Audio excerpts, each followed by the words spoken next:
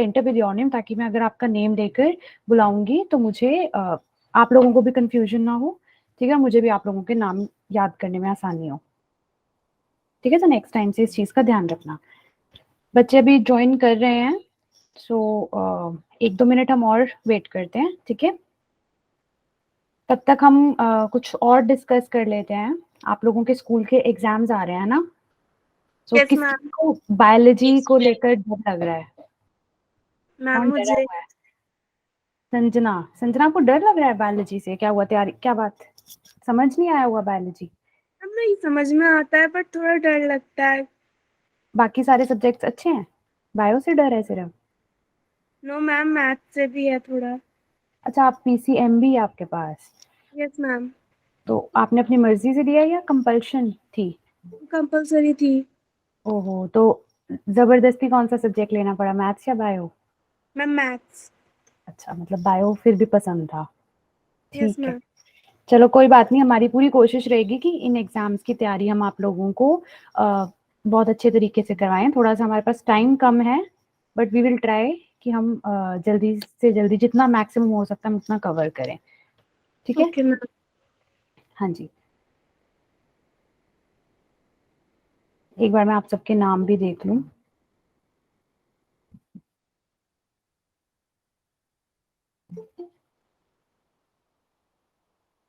Good evening, hello Sanya. देखो सान्या की ID भी आई थिंक किसी और नाम से है ना, तो बच्चों नेक्स्ट टाइम से ना अपने नाम की आईडी से आप एंटर करना, ठीक है। Good evening. अब ये नाम बड़ा मुश्किल है लेना, कुदिस, कुदसिया, इट्स वेरी डिफिकल्ट, ठीक है। बट ये नाम कैसे प्रोनाउंस करना है आपका बच्चे? गुड इवनिंग पलक, हाय खुशी, शताक्षी, ओके ओके, फातिमा, ठीक है। हाँ ये ठीक है, आपका नेम बड़ा डिफिकल्ट है प्रोनाउंस करना ना। Good evening Arvind. अब बच्चे धीरे धीरे ज्वाइन कर रहे हैं ना। मैम आप हाय बायो रिया। कितने? हाँ जी, निधि कुछ बोला आपने बच्चे? मैं कह रही हूँ आप बायो के इतने डिफिकल्ट वर्ड्स बोल सकते हो, आपके नाम के नहीं प्रोनाउंस कर सकते। मैंने ये नाम पहली बार सुना है एक्चुअली, बायो के तो फिर भी सुने होते हैं ना, ये नाम मैंने पहली बार सुना तो मुझे थोड़ा सा डिफिकल्ट लगा।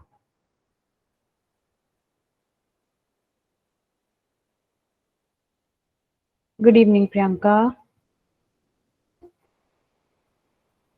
बच्चे नेक्स्ट टाइम से ना प्लीज रिक्वेस्ट ही है ये कि सब अपने नाम की आईडीज बना कर आना, ठीक है। मुझे फिर आपके नाम याद करना है ना, आपके पेरेंट्स के नाम याद हो जाएंगे फिर उसका क्या फायदा।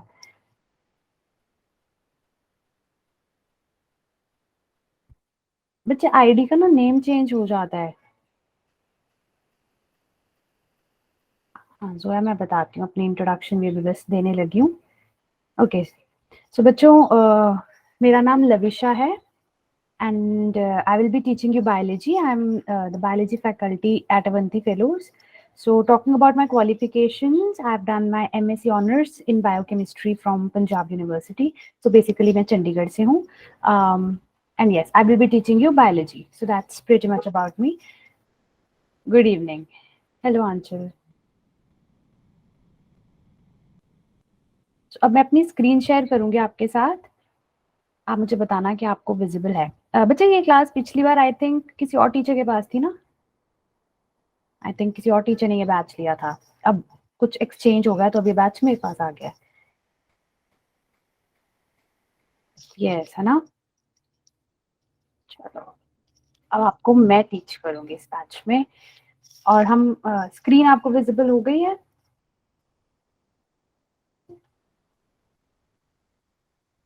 क्लियर है? बच्चे जब भी मैं आपसे पूछूंगी ना वॉइस क्लियर है, वीडियो क्लियर है, स्क्रीन क्लियर है, तो बस मुझे थम्स अप दे दिया करो, एक थम्स अप भेज दिया करो, मुझे समझ आ जाएगा कि एवरीथिंग इज गुड, ठीक है। चलो, हाँ, that's good, thank you Puneet. Okay, so अब आप समझ गए होंगे कि आज हम कौन सा चैप्टर करने वाले हैं। Basically we will be doing chapter second. हाँ, थैंक यू भूमि।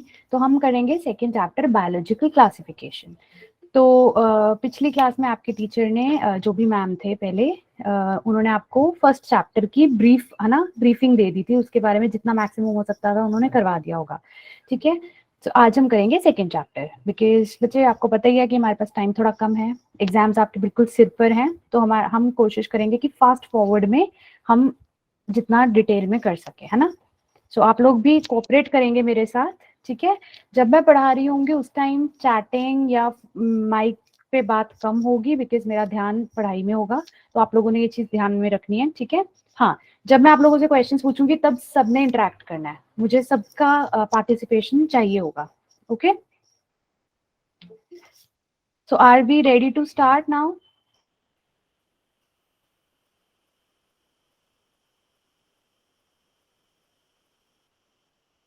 ठीक है, thank you Zoya, Alia, thank you. Okay, so बच्चे इस चैप्टर के बारे में, नॉइज पॉल्यूशन, सॉरी, हाँ, तो इस चैप्टर के बारे में मैं आपको बता दूं कि ये जो सेकंड चैप्टर है इसका नीट के एग्जाम में क्या वेटेज रहेगा। अभी तो फिलहाल हम अपने स्कूल के एग्जाम के लिए कर रहे हैं, बट हम इसको इवेंचुअली नीट के लिए भी करेंगे ना।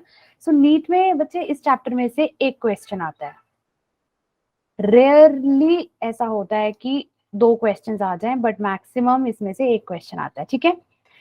बट आप लोगों ने ये नहीं सोचना कि एक क्वेश्चन है, एक क्वेश्चन के पीछे पूरे चैप्टर पे कौन दिमाग खराब करेगा, ऐसा आपने बिल्कुल नहीं सोचना, because here 1 question means 4 marks and we cannot afford to lose these 4 marks, ठीक है, क्योंकि इस 4 marks के पीछे आपका रैंक कहाँ चला जाएगा, राइट। सो हमने मेरी 4 marks जो हैं हम इसको जरूर सिक्योर करेंगे। अभी जब हम आपके एग्जाम्स के बाद पढ़ाई शुरू करेंगे तब हम और ज्यादा डिटेल में जाएंगे, तो आज तो हम थोड़ा सा फास्ट फॉरवर्ड में करेंगे, बट आप लोग पूरा इंटरेक्ट करना, ठीक है, चैट बॉक्स में मेरे साथ, जब भी मैं क्वेश्चन पूछूंगी तो पूरा इंटरेक्ट करना और हम इसको जल्दी जल्दी फिनिश करेंगे, ठीक है। ओके, सो आज हम क्या क्या पढ़ने जा रहे हैं। We will be studying about 2 kingdom classification, then 5 kingdom classification, ये मेन चीज है जिसमें हम Monera, Protista, Fungi, Plantae and Animalia, तो ये इन 5 के बारे में हम आज पढ़ेंगे। और फिर हम कुछ ए सेलुलर ऑर्गेनिजम्स के बारे में भी स्टडी करेंगे, जैसे कि virus, viroids, prions and lichens, ठीक है। सो मेरी कोशिश रहेगी कि मैं जल्दी जल्दी ऊपर वाला पार्ट फिनिश कराऊं ताकि हम इस तक पहुंच सकें, बट अगर बाई चांस हमारे पास टाइम कम होगा तो आपको ये नोट्स मिल जाएंगे, तो आप इन नोट्स से स्टडी कर लेना, ठीक है। चलो बच्चे, now we begin with the major term. यहाँ पे सबसे मेन रोल किसका है? बायोलॉजिकल क्लासिफिकेशन, हमारे चैप्टर का भी यही नाम है। लेकिन ये चीज आपको पिछली क्लास में आपके मैम ने डेफिनेटली बताई होगी कि क्लासिफिकेशन का मतलब क्या होता है, क्लासिफिकेशन क्या होती है और हमें जरूरत है क्लासिफिकेशन करने की। हैंड रेज करो एंड आई विल टेल, मैं नाम लूंगी और मैं फिर वो बच्चा बोलेगा किसको पता है that what is classification and why is it needed. Ma'am classification की एक नीड मिनट बच्चे, I will take the name, आप हैंड रेज करो, मैं नाम लूंगी, ठीक है। पलक गोयल की आईडी जिसकी है, बच्चे आप बताओ what is classification and why is it important. Good evening ma'am. Good evening बच्चे, हाँ जी आप बताओ। मैम क्लासिफिकेशन बहुत जरूरी है बिकॉज हमारे पास लार्ज वैरायटी ऑफ ऑर्गेनिज्म है, so we can't study all of them together to make our study easy, so we classify all the organism basis on some characters. Good, तो classification का मतलब क्या हुआ बेसिकली, सुबेदिन मलिक बताएगा जिसकी भी आईडी है ये। क्लासिफिकेशन का मतलब क्या होता है?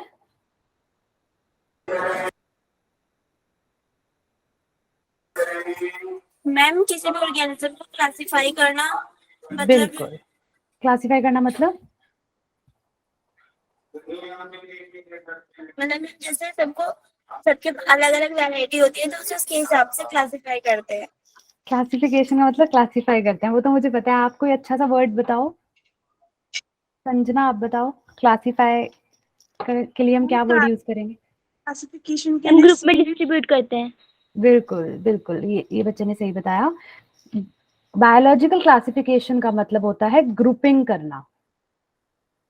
ग्रुपिंग करना मतलब डिफरेंट डिफरेंट ग्रुप्स में बांटना। और ये क्यों करी जाती है, इसका भी आंसर बच्चे ने बिल्कुल सही दिया था कि हमारे पास इतनी सारी स्पीशीज हैं, इतनी सारी वैरायटी है, तो सबके बारे में स्टडी करना बहुत डिफिकल्ट हो जाएगा। तो इसलिए अब हम सबके अलग अलग ग्रुप्स बना देते हैं, so that it becomes easier for us to study about that organism. ठीक है, सो ये बायोलॉजिकल क्लासिफिकेशन और उसकी नीड है। So on the basis of similarities and dissimilarities हम ऑर्गेनिजम्स को क्लासिफाई करते हैं। तो किसी ने तो सबसे पहले कोशिश की होगी ना क्लासिफाई करने की, तो वो कौन था जिसने सबसे पहले एक ट्राई की थी ऑर्गेनिजम्स को क्लासिफाई करने की? वो था एरिस्टोटल। बिल्कुल सही बात, हाँ बिल्कुल। सो एरिस्टोटल ने क्या किया था, प्लांट्स को क्लासिफाई कर दिया था 3 चीजों में, हर्ब्स, श्रब्स एंड ट्रीज में। ठीक है, और एनिमल्स को क्लासिफाई कर दिया था 2 ग्रुप्स में, एक जिनमें ब्लड है और एक जिनमें ब्लड नहीं है। ठीक है, तो उसकी जितनी समझ थी, उसने जितना पढ़ा था, उसके अकॉर्डिंग उसने ये क्लासिफिकेशन कर दी थी। ठीक है, तो he was the first person to, the earliest person to classify organisms. ठीक है, उसके बाद आए लिनेस। लिनेस जी ने 2 किंगडम सिस्टम हमें दिया क्लासिफिकेशन का। तो उसने 2 किंगडम्स में डिवाइड कर दिया। वो 2 किंगडम्स क्या थे, प्लांटे एंड एनिमेलिया। तो उसने कहा जितने भी ऑर्गेनिजम्स हैं वो सारे के सारे या तो प्लांट किंगडम में आएंगे या एनिमल किंगडम में आएंगे। अब इसका बच्चे बहुत मेजर ड्रॉबैक था, मतलब मैं कहूंगी एक नहीं, बहुत सारे ड्रॉबैक्स थे। तो वो क्या ड्रॉबैक्स थे, कोई बता सकता है कि 2 किंगडम क्लासिफिकेशन के क्या ड्रॉबैक्स थे? You have to raise your hand. You have to raise your hands, बच्चे। हाँ जी, संजना की आईडी है जो, आप बोलो बच्चे। मैम ये यूनिसेलुलर ऑर्गेनिज्म और मल्टी सेलुलर ऑर्गेनिज्म के बीच में डिफरेंस नहीं कर पा रहे थे। ठीक है, ठीक है, और प्रोकैरियोटिक में भी नहीं हो पा रहे थे। बिल्कुल, यूकैरियोटिक प्रोकैरियोटिक में। और मैम जो green photosynthesis and non photosynthesis को एक साथ रखा था। बिल्कुल बिल्कुल, ठीक है। में ठीक है, मैं 1 मिनट में इनको सबका आंसर आपका क्लब करके बताती हूँ जितनों ने भी बताया है। तो सबसे पहला मेजर डिफरेंस था कि हमें यूकैरियोटिक और प्रोकैरियोटिक ऑर्गेनिजम्स में डिफरेंशिएट नहीं हो पा रहा था, क्योंकि हमारे पास सिर्फ 2 किंगडम्स थे, प्लांट और एनिमल। तो उनमें से बहुत सारे यूकैरियोटिक एनिमल्स, प्लांट किंगडम में यूकैरियोटिक भी थे, प्रोकैरियोटिक भी थे, एनिमल में भी यूकैरियोटिक भी थे, प्रोकैरियोटिक भी थे। तो उनमें डिफरेंशिएट नहीं कर पा रहे थे हम। ठीक है, और दूसरा था जैसे कि आपने बताया, यूनिसेलुलर और मल्टी सेलुलर में कोई फर्क नहीं पता लग रहा था। ठीक है, एंड थर्ड डिफरेंस वाज, ये भी एक बच्चे ने बताया, फोटोसिंथेटिक और नॉन फोटोसिंथेटिक में भी डिफरेंस नहीं पता लग रहा था।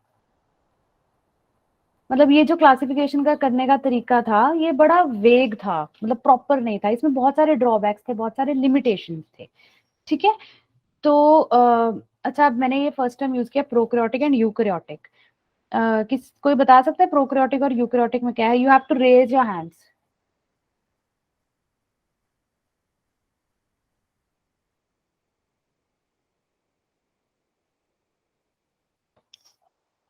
चित्रा की आईडी है जो, आप बताओ बच्चे, कोई भी एक डिफरेंस यूकैरियोटिक और प्रोकैरियोटिक में। मैम जी प्रो मतलब फॉल्स होता है और कैरियोटिक मतलब न्यूक्लियस। तो मैम प्रोकैरियोट्स में फॉल्स न्यूक्लियस होती है और मैम यूकैरियोट्स में ट्रू न्यूक्लियस होती है मैम। ट्रू न्यूक्लियस होती है और प्रोकैरियोट्स में फॉल्स न्यूक्लियस होती है। बिल्कुल, मतलब वेल डिफाइंड न्यूक्लियस नहीं होता प्रोकैरियोट्स में और यूकैरियोट्स में वेल डिफाइंड न्यूक्लियस होता है। बिल्कुल सही। देन शमा, हाँ बच्चे, प्रोकैरियोटिक एग्जाम से रिलेटेड भी करेंगे।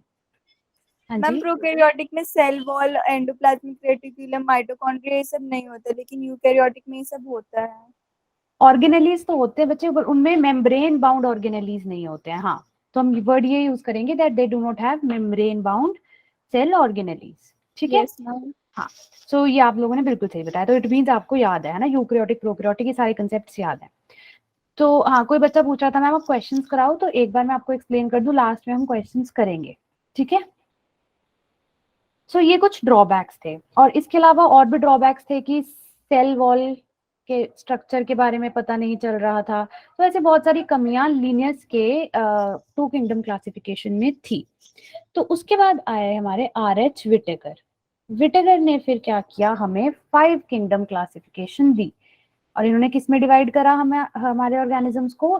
5 kingdoms, Monera, Protista, Fungi, Plantae and Animalia. तो ये सिस्टम आज तक चल रहा है, आज तक वैलिड है। इट मींस ये बहुत सोच समझ के ये सिस्टम बनाया गया था और ये आज तक वैलिड है। ठीक है, तो इसमें सारी चीजें जो कमियां लिनस के 2 किंगडम क्लासिफिकेशन में थी, वो सारी कमियां इसमें पूरी कर मतलब इसमें ठीक हो गई थी। ये आपका वैसे एनसीईआरटी का टेबल है, इसमें सारा निचोड़ है विटेकर के 5 किंगडम क्लासिफिकेशन का। ठीक है, और अब मैं आपको बताऊंगी इसको याद करने का एक अच्छा सा एक टेबल बनाऊंगी और आप लोग को ज्यादा अच्छे से याद हो जाएगा। तो ये टेबल आप लोग अपनी जो नोटबुक्स हैं, पेन पेंसिल अपने साथ लेके बैठे हैं, तो प्लीज इसको साथ के साथ बनाएंगे तो आपको अभी बैठे बैठे याद हो जाएगा, आपको बाद में स्पेशली पढ़ने की जरूरत ही नहीं पड़ेगी, आपको अभी याद हो जाएंगे कि इनकी क्या कैरेक्टरिस्टिक्स हैं। ठीक है, तो सबसे पहली डिवीजन उसने की थी यूनिसेल्युलर और मल्टीसेल्युलर, यूनिसेल्युलर एंड मल्टीसेल्युलर। तो यूनिसेल्युलर में हमारे दो कैटेगरीज आती है, मोनेरा भी यूनिसेल्युलर में आता है और प्रोटिस्टा भी। तो उसमें यूनिसेल्युलर में भी दो टाइप्स होती है, प्रोकैरियोटिक एंड यूकैरियोटिक, है ना, प्रोकैरियोटिक एंड यूकैरियोटिक।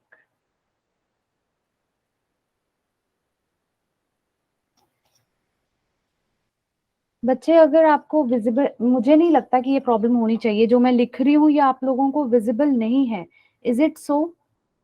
सबके साथ ये प्रॉब्लम है, जो मैं लिख रही हूँ इज इट नॉट विजिबल?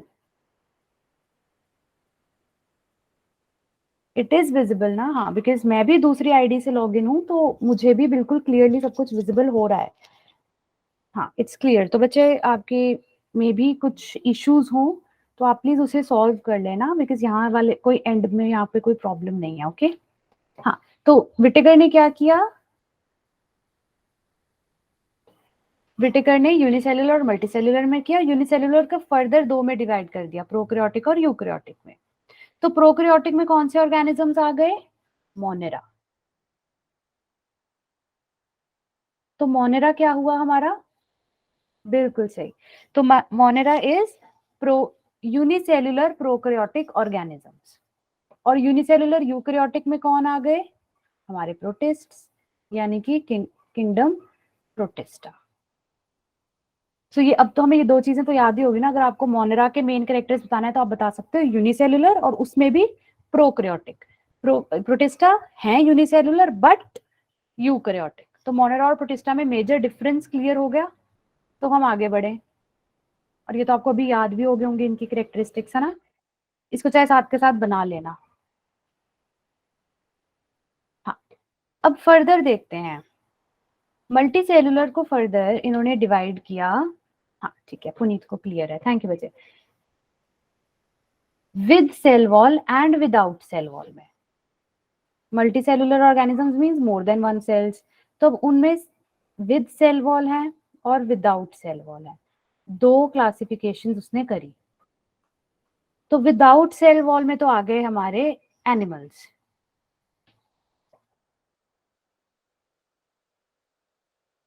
तो हमारे एनिमल्स किस में आते हैं? एनिमल्स होते मल्टीसेल्युलर हैं बट उनमें सेल वॉल नहीं होती। ये तो हम छोटे होते पढ़ते हैं ना, प्लांट किंगडम, प्लांट सेल और एनिमल सेल में जब डिफरेंस करते थे कि एनिमल्स में सेल वॉल नहीं होती। तो अब हम बात करते हैं जिनमें सेल वॉल होती है। तो ये दोनों ही हमारे फंजाई और प्लांटे दोनों ही इसमें आते हैं, ठीक है। लेकिन डिफरेंस क्या है? और मोड ऑफ न्यूट्रिशन में। अच्छा, आपका नाम रिया है, ठीक है ठीक है रिया। सेल वॉल तो है लेकिन मोड ऑफ न्यूट्रिशन डिफर कर रहा है, ऑटोट्रॉफिक एंड हेटेरोट्रॉफिक। एक मिनट में I will change the pen.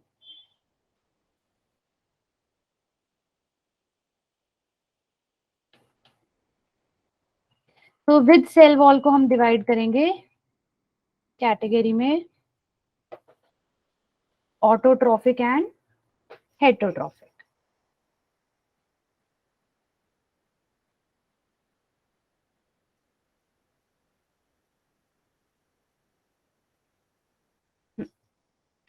So with cell wall plants भी आते हैं और फंजाई भी आते हैं। अब इनमें से ऑटोट्रॉफिक कौन हुए? प्लांटे। और हेटरोट्रॉफिक क्या हुए? फंजाई।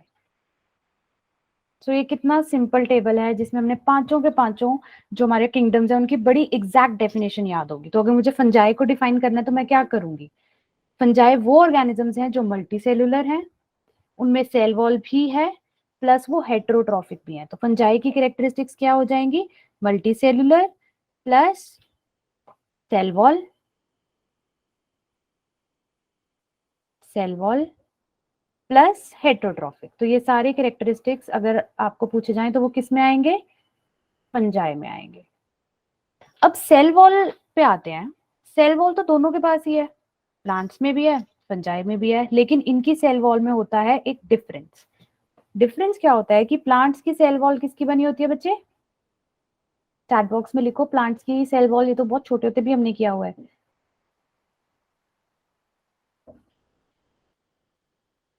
सेल्यूलोज, बिल्कुल। सबसे पहले प्लांट्स की पूछा है, सेल्यूलोज। ग्रेट, सब लोग सुन रहे हैं इसका मतलब, है ना? गुड। तो प्लांट्स की सेल्यूलोज में बनी होती है और फंजाई की बनी होती है काइटिन की। इसको चिटिन नहीं बोलना, इसको हमने काइटिन बोलना है, ठीक है? बिल्कुल। सो ये इनमें बेसिक डिफरेंस है। तो ये हमारा पूरी एक तरह से अगर आपको ये टेबल पता लग गया तो आपको इन सब के बीच में एग्जैक्ट डिफरेंस पता लग गया। आपको किसी भी दो के बीच में डिफरेंस करना है तो आप कर सकते हो। अगर आपसे पूछा जाए प्रोटिस्टा और फंजाई में डिफरेंशिएट करो तो आप कर सकते हो कि प्रोटिस्टा तो यूनिसेल्युलर है, फंजाई मल्टीसेल्युलर है। मेजर डिफरेंस यही है इनमें, ठीक है? प्लांटे और एनिमल में कर सकते हो, दोनों मल्टीसेल्युलर है, बट प्लांट्स में सेल वॉल होती है, एनिमल्स में सेल वॉल नहीं होती है। तो इस टेबल को आपने बहुत अच्छे से याद कर लेना है, बार बार बनाकर देखना है, ठीक है? तो इसकी या तो स्क्रीनशॉट ले लो या इसको बना लो, but this table is very important.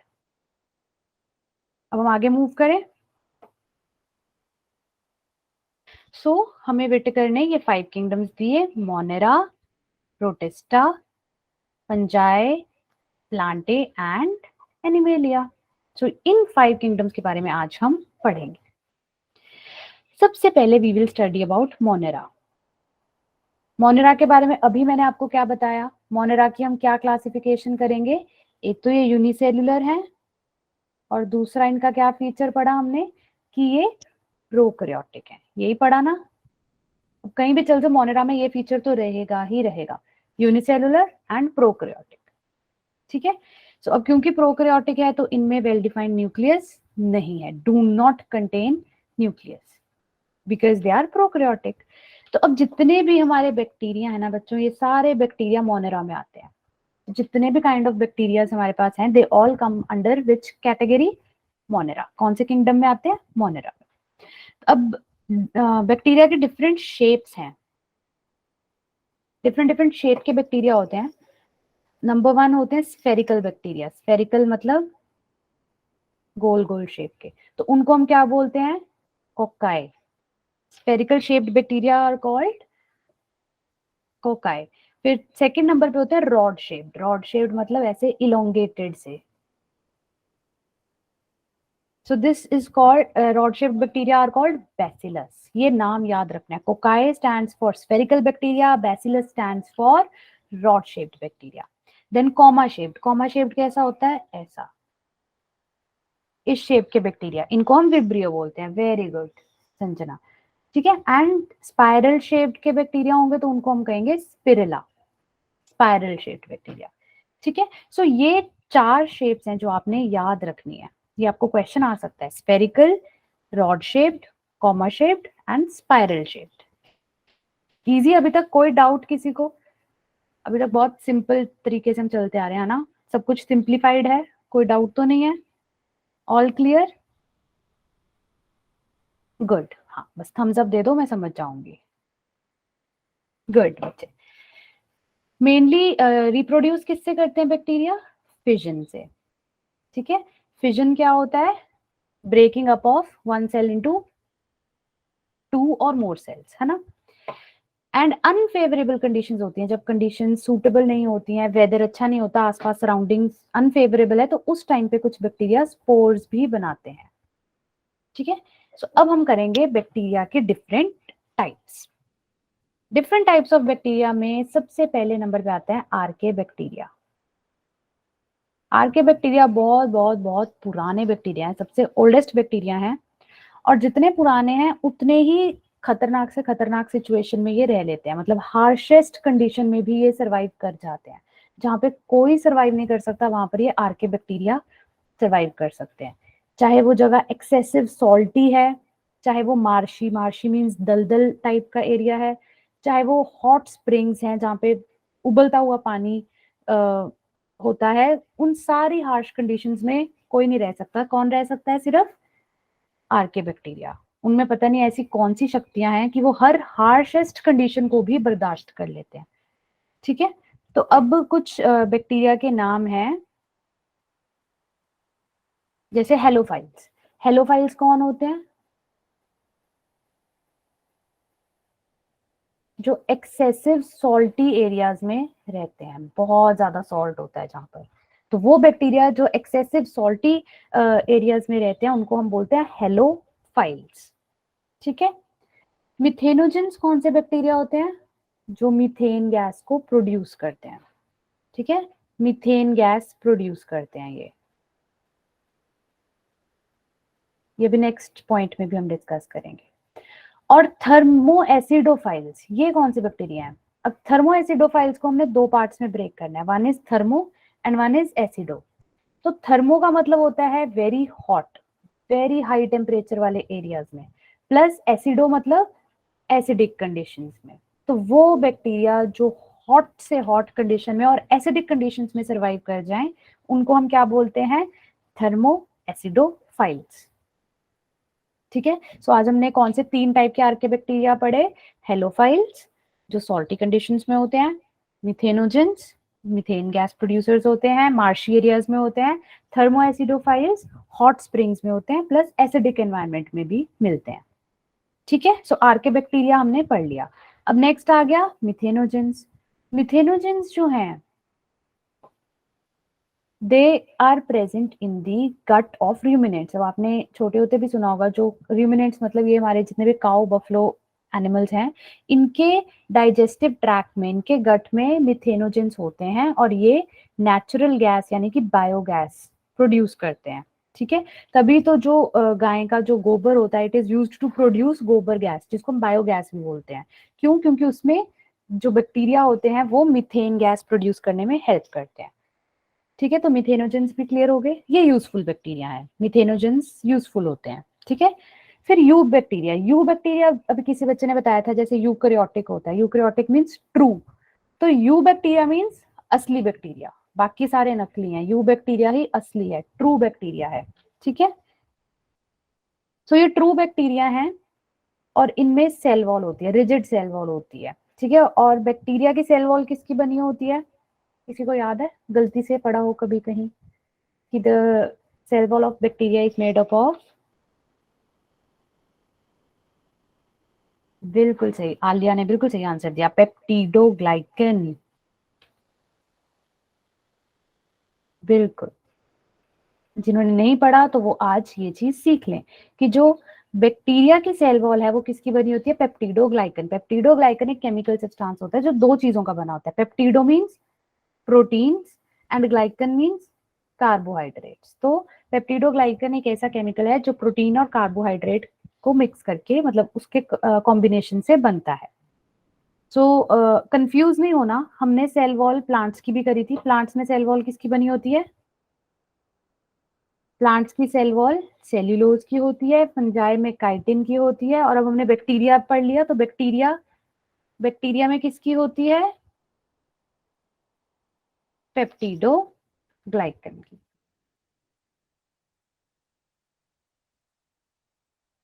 तो यहां तक आपको कंफ्यूज नहीं होना, ये चीजें बहुत जरूरी हैं। प्लांट की सेल वॉल, फंजाई की सेल वॉल, बैक्टीरिया की सेल वॉल, ये पता होना चाहिए।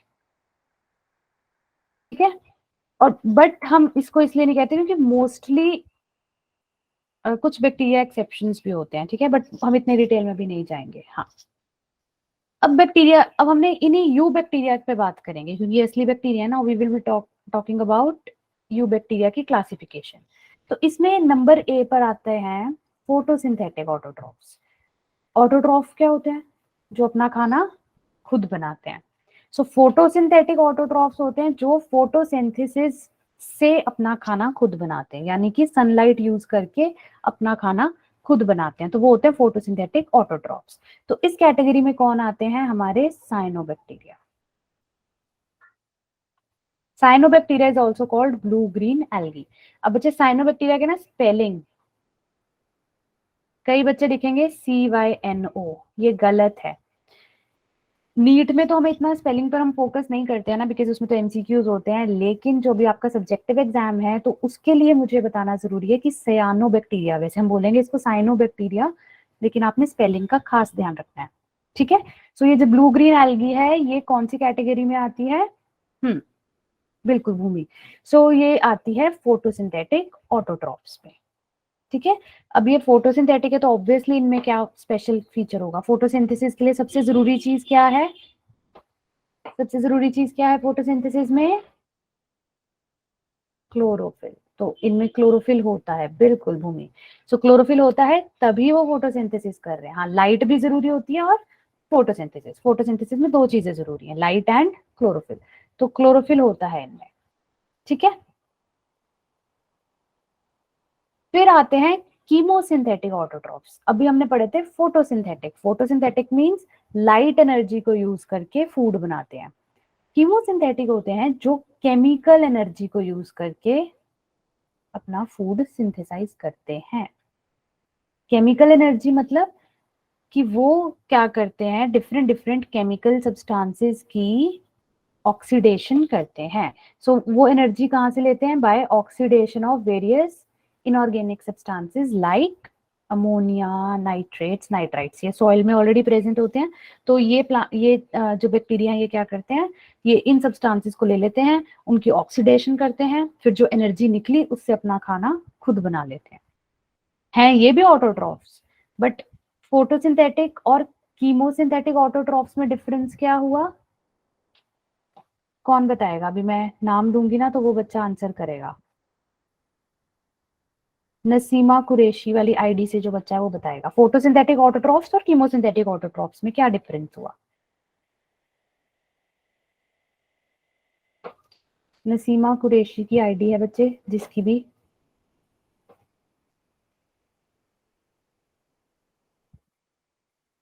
चलो मोहम्मद दानिश की आईडी है जो, वो बच्चा बताएगा chemosynthetic autotrophs and photosynthetic autotrophs में क्या डिफरेंस है।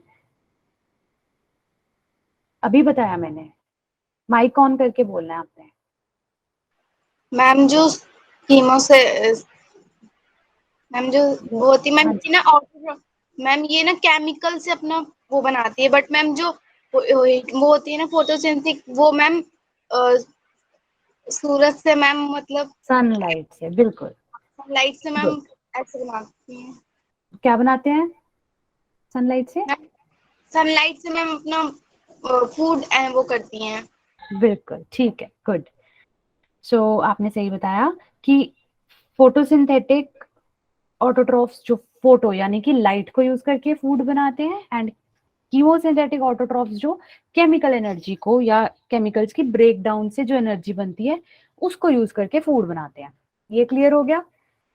फिर थर्ड कैटेगरी आ गई हेट्रोट्रॉफिक। हेट्रोट्रॉफिक तो कहते हैं कि हमने तो एनर्जी लगानी ही नहीं है, हमने तो खाना खुद बनाना ही नहीं है, हम तो इधर उधर से किसी और से ही चुरा कर खाना लेंगे। तो हेट्रोट्रॉफिक तो मेहनत करते ही नहीं है खाना बनाने की, ठीक है।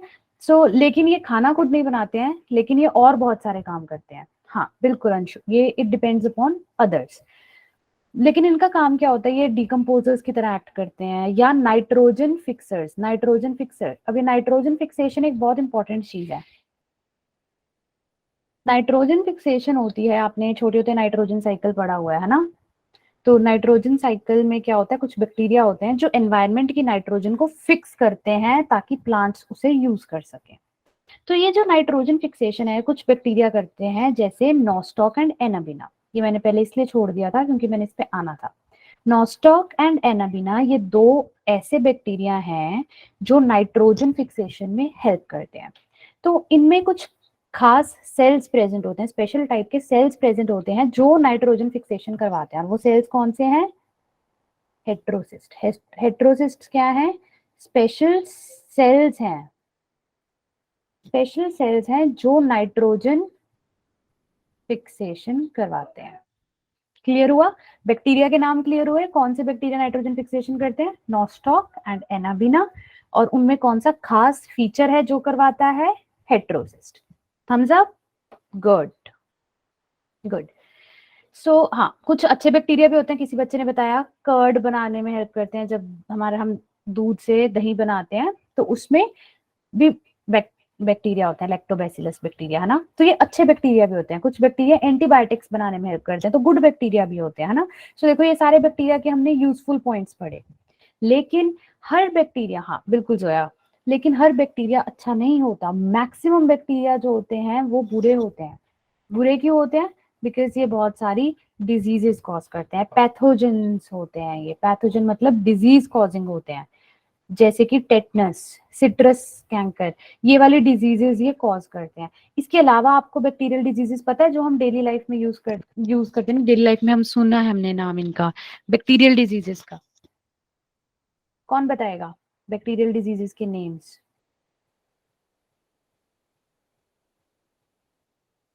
हाँ, चैट में बताओ। वंदना ने बताया टाइफॉइड, बिल्कुल बिल्कुल। भूमि ने क्या लिखा है? नहीं, ये जो नहीं, ये तो वायरल नहीं बताना आपने। हाँ, कॉलेरा, टाइफॉइड, टीबी ये है। चलो कोई बात नहीं, जिनको नेटवर्क इशू है थोड़ा बहुत आप उस पे वर्क कर लेना, ठीक है, कोई बात नहीं। हाँ, सो टाइफॉइड, टीबी एंड कॉलेरा ये जो है, ये कुछ ऐसी डिजीजेज हैं जो बैक्टीरिया कॉज करते हैं, ठीक है। छोटे होते भी पढ़ा है हमने। अब आप लोगों ने 9th क्लास में पता नहीं वो चैप्टर पढ़ा है या नहीं, why do we fall in, उसमें ये सब कुछ आता है। बट आई थिंक वो कटवा दिया था। पढ़ा है तो वेरी गुड। सो इससे हमारा मोनेरा फाइनली फिनिश हो गया। बड़ा टाइम लग गया ना मोनेरा फिनिश करने में, बट हमने मोनेरा फिनिश कर दिया। अब हम आ गए किंगडम प्रोटिस्टा पर। अब प्रोटिस्टा की डेफिनेशन हम इजीली दे सकते हैं। प्रोटिस्टा के दो मेन फीचर्स क्या हैं? Unicellular and eukaryotic. बिल्कुल।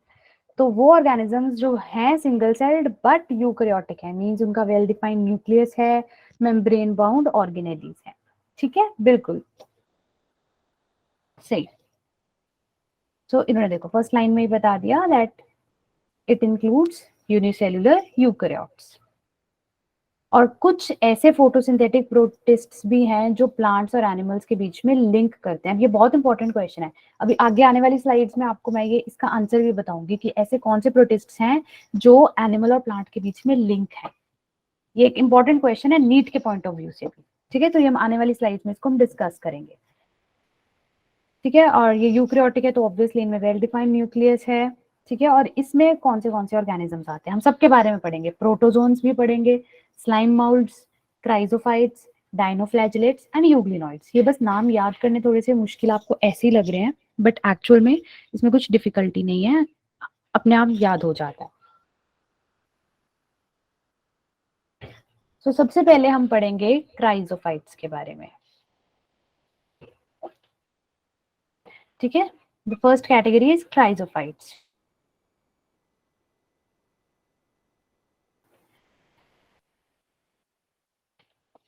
क्राइजोफाइट्स में आते हैं दो टाइप के ऑर्गेनिजम्स, डाईएटम्स एंड डेस्मिड्स।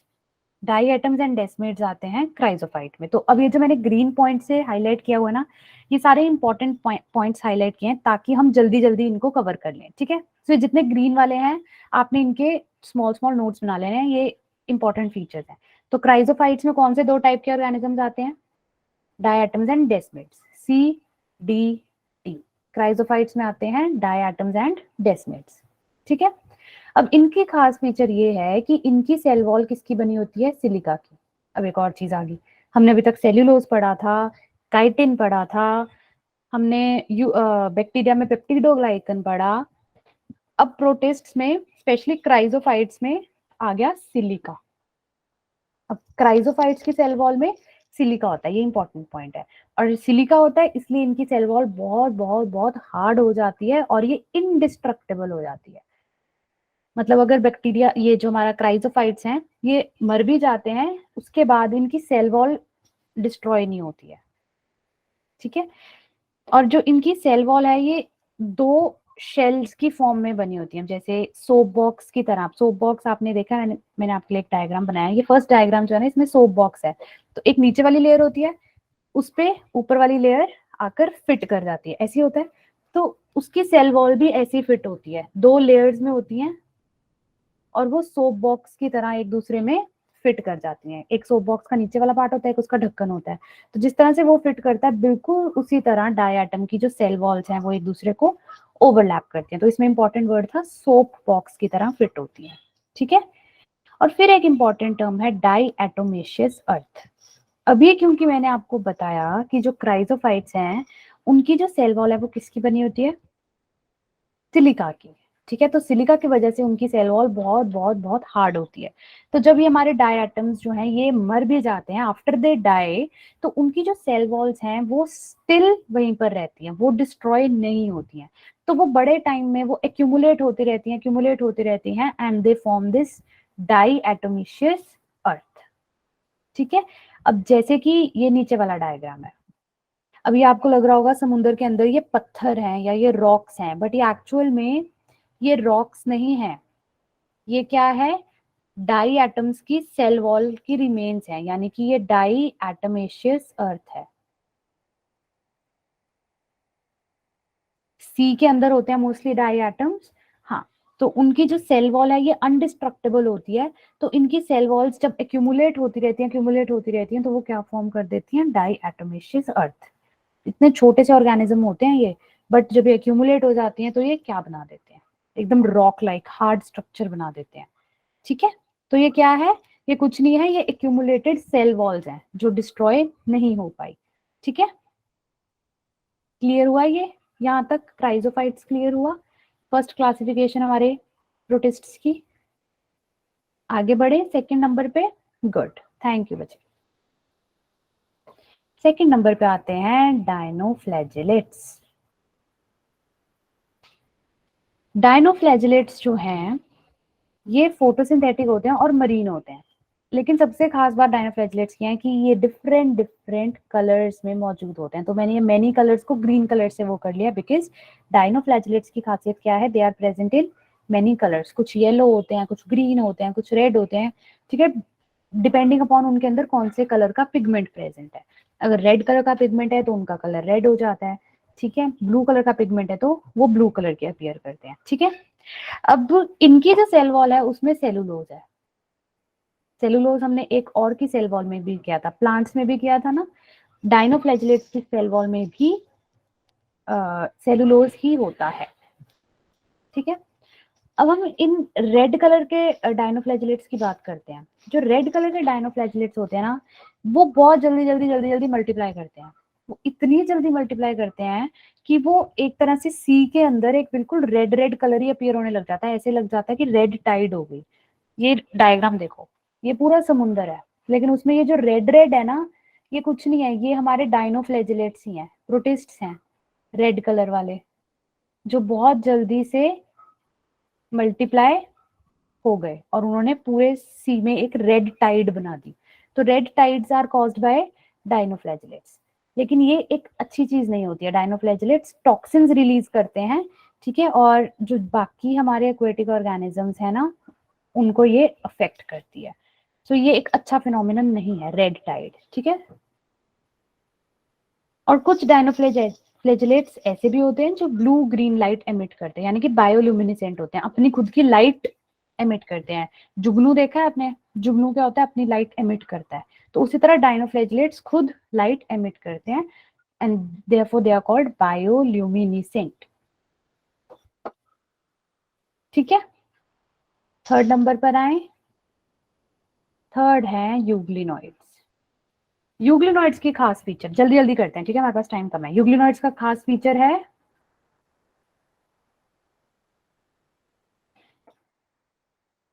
हाँ देखो, इसके टॉपिक में मैंने बताया था जितने भी हमारे डायनोफ्लैजेलेट्स हैं ये फोटोसिंथेटिक हैं। फोटोसिंथेटिक है मींस अपना खाना खुद बनाते हैं, ठीक है।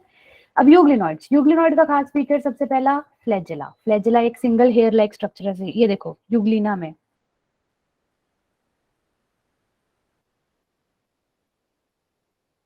रेड टाइड बच्चे बताया ना, ये जो रेड कलर के डायनोफ्लैजेलेट्स हैं जब वो बहुत जल्दी जल्दी जल्दी जल्दी मल्टीप्लाई कर जाते हैं तो वो पूरे सी को कवर कर देते हैं और हमारा जो सी है वो रेड कलर का दिखने लग जाता है, इसको हम रेड टाइड बोलते हैं। तो ये रेड टाइड क्या है एक्चुअल में, ये डायनोफ्लैजेलेट्स हैं रेड कलर वाले जो बहुत जल्दी से मल्टीप्लाई किए हैं, ठीक है। हाँ तो फ्लैजेला मैंने बताया ये हेयर लाइक, एक सिंगल हेयर लाइक स्ट्रक्चर जो यूग्लिना से निकल रहा है, ये है हमारा फ्लैजेला, ठीक है। तो यूग्लिनॉइड्स का खास फीचर फ्लैजेला इनमें होता ही होता है, ठीक है। लेकिन जो मैंने अभी आपको बोला था ना link between plants and animals, वो यही है यूग्लिनॉइड्स। मैंने कहा था अभी मैं आपको बताऊंगी भी कि कौन है ये link between plants and animals. अब इनको लिंक क्यों कहते हैं, क्योंकि इनमें प्लांट्स की फीचर्स भी हैं और इनमें एनिमल्स के फीचर्स भी हैं।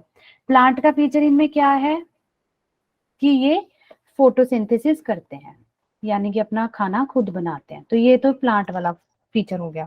एनिमल वाला फीचर ये है कि इनमें सेल वॉल नहीं होती, they do not have any cell wall. तो ये प्लांट्स को भी रिजेंबल करते हैं, ये एनिमल्स को भी रिजेंबल करते हैं, इसलिए they act as a link between plants and animals. ये बहुत इंपॉर्टेंट क्वेश्चन है, ठीक है, इसको दिमाग में बिठा लेना।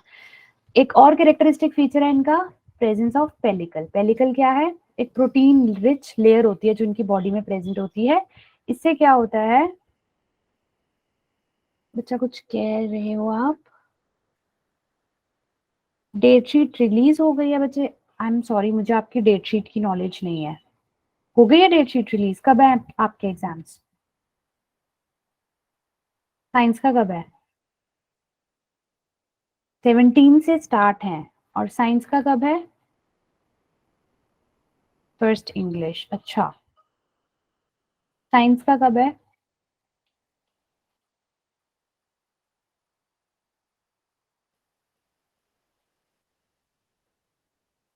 इससे करो एक बच्चा माइक में, अच्छा 22 को साइंस का है, 17 से आपके स्टार्ट है। लेट नहीं हो गया आपके एग्जाम्स? चलो कोई बात नहीं, ठीक है ठीक है, थैंक यू बच्चे, मिल गया मुझे आइडिया। चलो हमें थोड़े और टाइम मिल गया ना प्रैक्टिस करने का, दैट्स गुड। चलो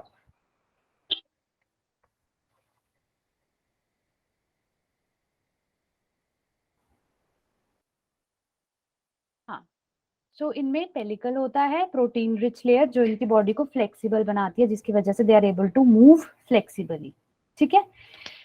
लेकिन अभी मैंने आपको बताया ना ये फोटोसिंथेटिक होते हैं, ये अपना खाना खुद बनाते हैं। लेकिन कभी कभी अगर ऐसी सिचुएशन हो जाए कि इनको सनलाइट नहीं मिल रही तो उस टाइम पे ये मरते नहीं है, उस टाइम फिर ये हेट्रोट्रॉफिक बन जाते हैं, तो ये मांसाहारी बन जाते हैं। वैसे ये शाकाहारी है, मतलब शाकाहारी इन द सेंस अपना खाना खुद बनाते हैं, लेकिन जब इनको सनलाइट नहीं मिलती ना तो ये दूसरे ऑर्गेनिजम्स को खाने लग जाते हैं और अपना गुजारा कर लेते हैं, ठीक है।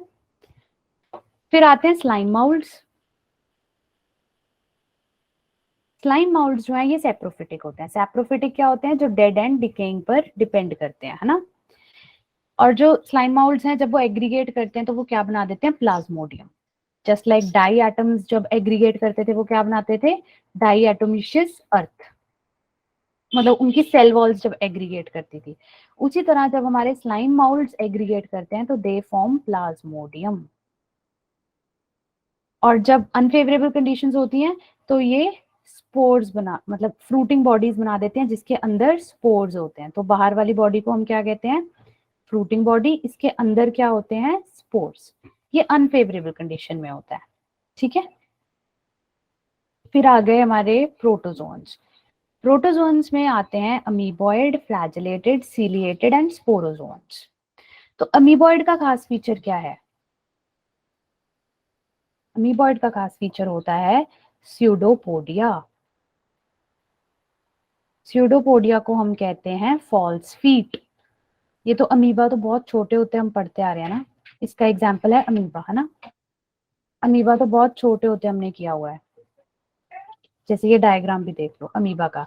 तो ये इसके जो ये फिंगर लाइक प्रोजेक्शंस हैं, ये क्या है, स्यूडोपोडिया, ठीक है।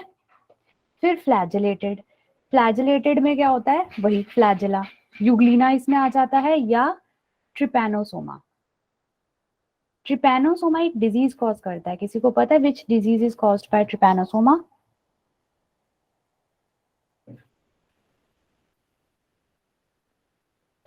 लिख के बताओ, माइक बंद है। स्लीपिंग सिकनेस, बिल्कुल बिल्कुल सही। तो ट्रिपैनोसोमा कॉजेज स्लीपिंग सिकनेस, ठीक है। देन सीलिएटेड, सीलिएटेड क्या होते हैं, हाँ बिल्कुल सही, सीलिया होते हैं बिल्कुल small hair like structures. Flagella एक ही होता है, एक बड़ा हेयर लाइक स्ट्रक्चर, सीलिया होते हैं बहुत स्मॉल हेयर लाइक स्ट्रक्चर्स, ठीक है। इसमें ये प्रेजेंट होते हैं पैरामीशियम में, ये मैं अब आपको डायग्राम से समझाती हूँ। ये है हमारा पैरामीशियम, इसमें देखो बहुत small small hair like structures हैं, इसको हम बोलते हैं सीलिया। इसका पर्पस क्या होता है, ये मूवमेंट में हेल्प करते हैं, ठीक है। और फिर होते हैं स्पोरोजोन्स, जो स्पोर फॉर्मेशन करते हैं, स्पोर्स बनाते हैं। इसका एग्जाम्पल में आता है प्लाज्मोडियम। अभी मैंने थोड़ी स्पीड इसलिए उठाई है बिकॉज हमारे पास टाइम कम रह गया और मैं चाहती हूँ कि मैं आपका एक टेस्ट ले लूँ, ठीक है। सो यहाँ तक समझ आ गया सबको, थम्स अप दे दो। इसके बाद हम एक टेस्ट करेंगे। सबको समझ आ गया, वेरी गुड। सो अब मैं आपको एक एमसीक्यू क्वेश्चन दूंगी, पोल्स तो यूज करना सबको आता है ना, तो आप उसका वहां जाकर आंसर दोगे पोल्स में फटाफट, because we have very less time. चलो, चैट में कोई भी आंसर नहीं करेगा, पोल लॉन्च करूंगी and you will answer in that. एक बार मैं रिपीट करती हूँ बच्चे, एक बार पहले आप पोल दो, I will launch the poll first.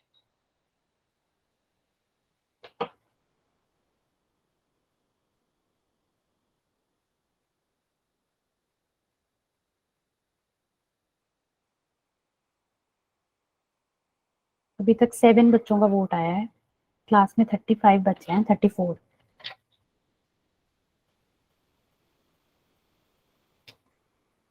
Hand raise नहीं, पोल में जाके 15 वोट्स आ गए हैं।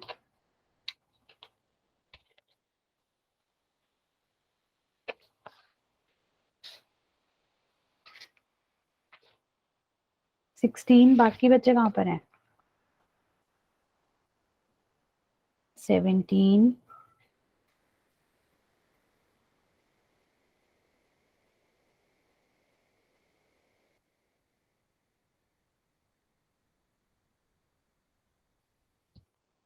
चलो एंड करूं ये पोल? कर दिया जिन्होंने आंसर करना था सबने कर दिया। 18 वोट्स आए अभी तक, बाकी बच्चे आई थिंक सुन नहीं रहे फिर ध्यान से। 19,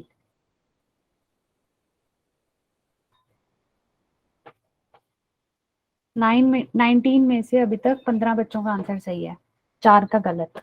20 वोट्स। अब मैं पोल बंद करने जा रही हूँ, जिन्होंने कर दिया कर दिया, ठीक है। सो बच्चों ये तो बहुत सिंपल था, मैंने आपको बताया था कौन से बैक्टीरिया हैं जो बिल्कुल एक्सट्रीम कंडीशंस में रहते हैं, हार्श कंडीशंस में रहते हैं, वो है हमारे आर्के बैक्टीरिया। और 20 में से 16 बच्चों का आंसर बिल्कुल सही था, B, the option is B, archaebacteria, बताया था ना। और वो कौन से होते हैं जो एक्सट्रीमली सेलाइन कंडीशंस में रहते हैं, आर्के बैक्टीरिया में कौन से स्पेसिफिकली होते हैं? वो अन्य का सही आंसर है ना।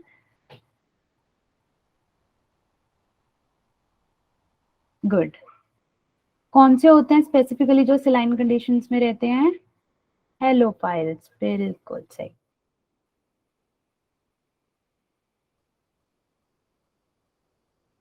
ठीक है, क्लियर हुआ?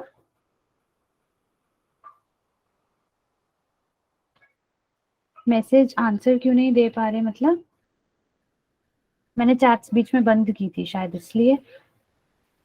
चलो अब आएगा सब्जेक्टिव क्वेश्चन, और आप लोग जिससे मैं पूछूंगी सिर्फ वही माइक ऑन करके आंसर देगा। You will raise your hands, okay. पहले ही हैंड रेज कर दिया, अभी क्यों हैंड रेज करें? अभी तो मैंने क्वेश्चन ही नहीं पुट किया। ये आंसर बच्चे पोल पे देना था। पोल यूज करना नहीं आता आपको? मैंने पोल जनरेट किया था। ओहो, चलो कोई बात नहीं। इसका आंसर जो हैंड रेज करेगा मैं उससे पूछूंगी। औरों से भी पूछ सकते हैं जिन्होंने हैंड रेज नहीं किया, देखने के लिए कि कोई सो तो नहीं रहा।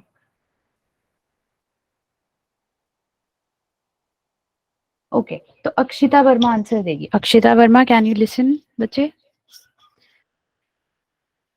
Yes ma'am. हाँ जी, इसका आंसर दोगे? Yes ma'am. मैम हेट्रोफिफ्थ नाइट्रोजन फिक्सेशन में मतलब प्लांट्स के बिल्कुल सही। बैक्टीरिया है, ये बैक्टीरिया है and they help in nitrogen fixation of in plants. बिल्कुल सही। तो अक्षिता ने बिल्कुल सही आंसर दिया। Next question, hand raise. कोई माइक ऑन नहीं करेगा बिना परमिशन के।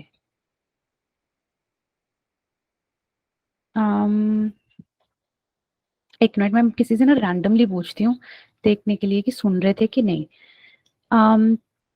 तितिक्षा कुमारी, बच्चे आप माइक ऑन करके बताओगे आंसर इसका? Very easy question. Titiksha Kumari की आईडी है जो।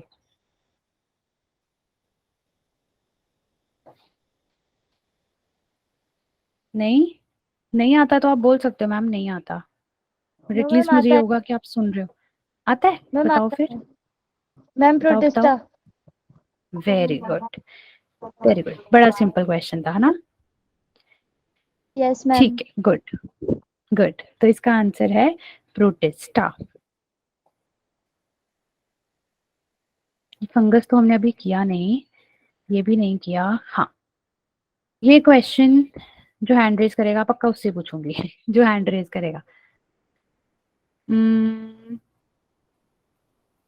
तुबा सौदा, सॉरी अगर मैंने गलत प्रोनाउंस किया। हाँ जी, आप दोगे आंसर?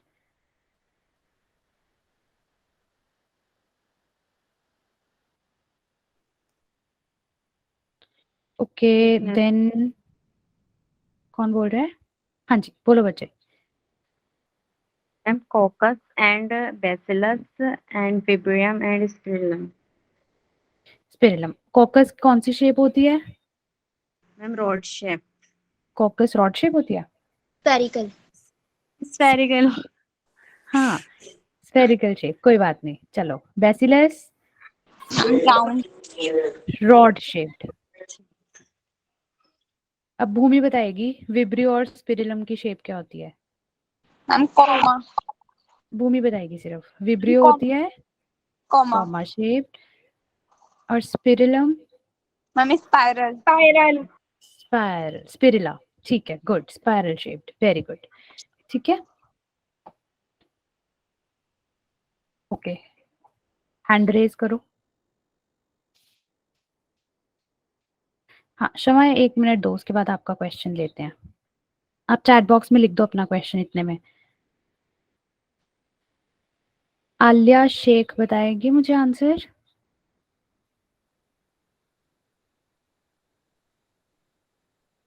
मैम ये इसका जो डाइनोफ्लैजिलेट्स होते हैं वो जब मल्टीपल फिजन कर रहे होते हैं, डिवाइड कर रहे होते हैं, तो वो टाइड्स बनाते हैं और वो रेड टाइड्स में कन्वर्ट हो जाता है। वो मतलब रेड टाइड्स का कलर दे देता है और फिर वेरी ये एक गुड, बहुत ही हार्मफुल टॉक्सिन प्रोड्यूस करते हैं जिसकी वजह से जितने भी एक्वाटिक एनिमल्स हैं उन्हें नुकसान होता वेरी गुड। आप तो बड़े अच्छे से ध्यान से सुन रहे थे। Very good Alia. ये आपका असली नाम है ना? आईडी आपके नाम से ही है? है। यस। ठीक है, गुड, वेरी गुड। हाँ, एल्गल ब्लूम पूछ रहा है। वो जैसे ये रेड टाइड्स में बहुत जल्दी जल्दी डायनोफ्लैजिलेट्स ग्रो करते हैं, तो जैसे ही एल्गी बहुत ज्यादा ग्रो कर जाती है, ग्रीन ग्रीन कलर जिसको हम काई बोलते हैं ना, सुना है कभी कभी पुराने पॉन्ड्स में बिल्कुल ग्रीन ग्रीन लेयर बन जाती है, तो वो एल्गल ब्लूम होता है। That is different. वो एल्गी होती है। ये डायनोफ्लैजिलेट्स जो होते हैं वो रेड टाइड कॉज करते हैं। ठीक है, चलो तो आई थिंक आज के लिए सफिशिएंट है, बिकॉज अभी मेरी नेक्स्ट क्लास भी है। सो कैसा लगा आप लोगों को आज लेक्चर? समझ आया सबको? Yes ma'am. अच्छा था? चैट बॉक्स में लिख दो। Alay saying it was amazing. Good. ठीक है बच्चे, ठीक है, दैट्स गुड, आपको समझ आ गया. सो अब हम मिलेंगे नेक्स्ट मंडे को, है ना. थैंक यू बच्चे, थैंक यू. अच्छे से समझ आ गया, वेरी गुड.